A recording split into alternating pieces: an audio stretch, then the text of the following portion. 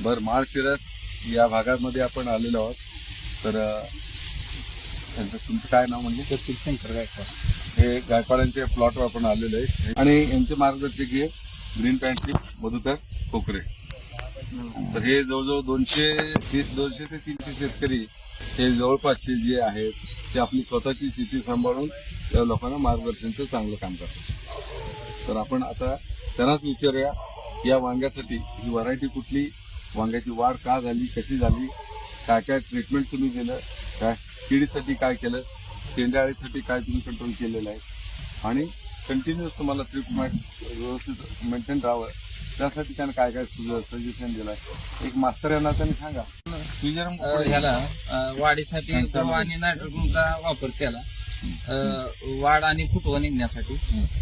त्याचबरोबर जर आमच्या पौर्णिमेला कीटकनाशकच्या सुरुवातीपासून फवारणी घेतली, त्यामध्ये निमतेल ऑर्गॅनिक ऍड केलं. ज्यावेळेस फुटवा निघेल त्यावेळेस ग्रो ब्लूम नायट्रोजनच्या वरून स्प्रे दिले. मर रोग खाली होऊ नये त्याच्यासाठी पीपीएसटीचा वापर केला. त्याचबरोबर मायक्रोचा वापर केला आणि बेसर डोसमध्ये जे क्रोम पोटॅश, भूमी पॉवर, मायक्रोजा, झिंक सल्फेट, कॅल्शियम नायट्रेट हे सर्व मिक्स करून खालून दिलं. आणि अशा पद्धतीनं ज्या ज्या काय अडचणी केली, आळीसाठी, शेंडाळीसाठी काय रसायनमधल्या फवारण्या दिल्या. त्यामुळं आहे कंट्रोल. थोडंसं पावसाच्या जास्त दिवस ढगाळ आहे, त्यामुळे थोडं किडीचा प्रादुर्भाव आहे, परंतु क्वालिटी बघितली तर चांगल्या पद्धतीने जबरदस्त चमक आहे. आणि ह्याला स्वतः मी विजिट आल्यानंतर घेऊन जातो तर चव सुद्धा चांगली आहे. चव कलर मध्ये एक नंबर आहे. अशा पद्धतीचा. बरं, आता आम्ही लांबून बरेचसे शेतकरी आलेत बघायला. तर आता इथं काय झालंय, ही जी व्हरायटी यांना ते सांगितलं तुम्ही, याची हाईट एवढी वाढते तुम्हाला माहिती आहे. मग हे आपल्याला जे अंतर आहे त्यात काय चुकल्यासारखं वाटत नाही का? जास्त दाटी झाली त्यामुळे थोडी हवा ऊन प्रकाश कमी नव्हता. आता हा अंतर जो आहे ना 10 फुटाचा आहे, पण हे अंतर आहे 3 फुटाचं. रोप ते रोप 3 फुटाचं आहे. तर कमीत कमी 1 रोप आड 1 रोप तुमचं जे कमजोर असेल ते काढू शकता.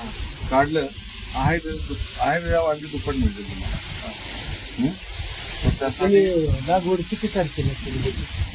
आता किती दिवसाचा प्लॉट किती महिन्यात? गायकवाड सांगतील ना. 1 जानेवारीला कंप्लीट लागवड केली आणि 2 महिन्यात कंप्लीट 1 एप्रिलमध्ये 1 एप्रिलला वांगे तोडाला. 2 महिन्यामध्ये आता किती तोडे झाले? तसे दिसाळच 1 दिवस साधारण किती टन मानले गेला तुम्हाला? तसं काय सांगता येणार नाही. पण एका तोडाला अंदाजे किती निघते? अंदाजे तरी आता किती निघते? 20-25 कॅरेट निघतो. 25 कॅरेट. 25 कॅरेटचे म्हणजे एक कॅरेट 20 किलो असतो. 20 किलो 1 कॅरेट बसतो. नाही 20 किलो 500 किलो 5 क्विंटल माल निघतो. अर्धा टन माल म्हणजे हे दिवसाआड अर्धा टन माल काढतात. आणि जे काय आतापर्यंत उत्पन्न आहे ते आतापर्यंत तुम्ही वांगी केले त्यात काय फरक पडला? वांग्यात म्हणजे चमक, शायनिंगला, देठाला, उत्पन्नाचं बोलतो आपण. उत्पन्नाचं तर भरपूरच आहे. आणि शायनिंग असल्यामुळे मार्केटला उठावली गिराईक पडची उचलत. तर ह्यांच्या तुम्ही छाटण्या करू शकता. खाली जे आलेत ना छाटण्या करा. तुम्हाला काय होईल, तुम्हाला वाटेल नुकसान होतं, बिमारी पण कमी कंट्रोल राहील. छाटण्या करा तुम्ही याची. मल्चिंग पेपर लावलं होतं नाही, साधं प्लेनच केलं. आणि बेड बनवताना तुम्ही शेणखत, कोंबड खत वगैरे असं काय भरपूर त्यांच्याकडे भरपूर शेणखत टाकलं होतं. शेणखत आणि तर बेसळ डोस करताना सर्वात महत्वाचं म्हणजे व्हायरस पण कमी. रोप गेली नाही, पानं मोठी आहेत बघा. पानं हे एक तर हातापेक्षाही मोठे चकाकी आहे. पण आता गर्दी झाल्यामुळे इतर रोग नाही तुम्हाला कुठलं. टोटल ग्रीन पॅन्टचा प्लॉट आहे. आणि हे तर हे समाधानीच आहे. आम्ही काय म्हणतो याच्यापेक्षा जास्त अजून समाधानी व्हायला पाहिजे. तुम्हाला आता रेट 1 काय टन माल मिळाला निघायला सरासरी? पाहिजे. हो 50 किलो वांगे सध्या जात. आणि मार्केटला वांग्यात त्याची चिकनाई क्वालिटीमुळे माल रेट 4-5 रुपये वाढून. ते रेट वाढून मिळतो. चमक असल्यामुळे इतर शेतकऱ्याचं वांग आणि ह्यांचं वांग त्यामुळे इतर शेतकऱ्याला 50चा रेट मिळते ह्यांना 55चा मिळतो. असं ग्राह्य धरायला काय हरकत नाही. व्हेजिटेरियन खाणाऱ्यांचं लक्ष पहिलं वांग्याकडे जातं. त्यांचं नॉनव्हेज येते आहे का नाही. तर हे बघा, कमजोर रोप पहिलं तुम्ही काढून बघा, लगेच साईडच्या रोपावर 2 दिवसात काय फरक पडतो ते बघा.